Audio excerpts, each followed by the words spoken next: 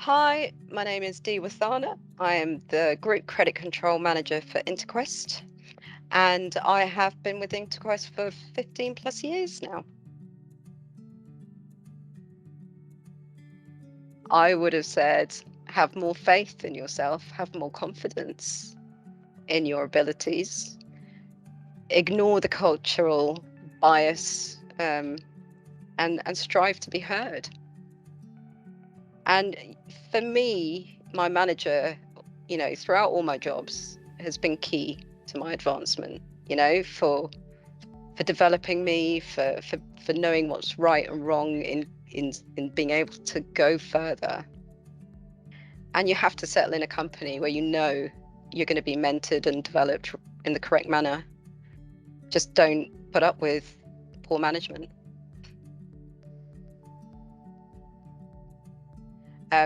I think the key factor is stereotyping. It's normal to expect a man to make a better leader. And I think that has come through generations and generations, over decades and decades, and that hasn't changed. Also discrimination. So the expectation that women are likely to stop or put their careers on hold to have a family, to have children. So they tend to be discriminated against from being put into more senior positions. I also find that there's a lack of mentors. With a lack of female leaders, you lack the mentorship as well. Definitely, biggest sacrifice was having my child. It wasn't a sacrifice to have them. It was the sacrifice I made was coming back to work when my baby was 7 months, and I came back full time. I was very, very lucky because I had a good network around me. My parents looked after my son when I came back to work. And when my son was 2 or 3, he was having real issues at nursery, constantly falling sick.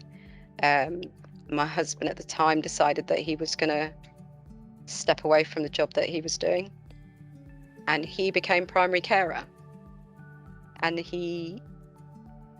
I didn't take that very lightly because, again, from that male dominating arena of the man always goes out and he's the primary wage earner, I was concerned that I was restricting him.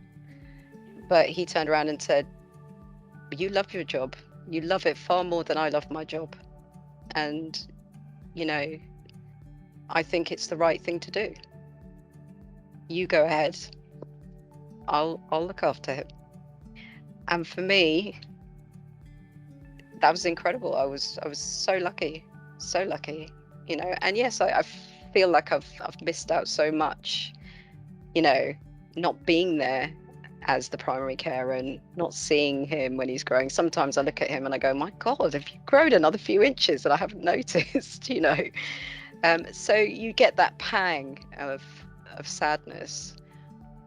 But in the bigger scheme of things, it wasn't just about me advancing my career. It was also about giving my best to my family. So that outweighed that pain and that loss.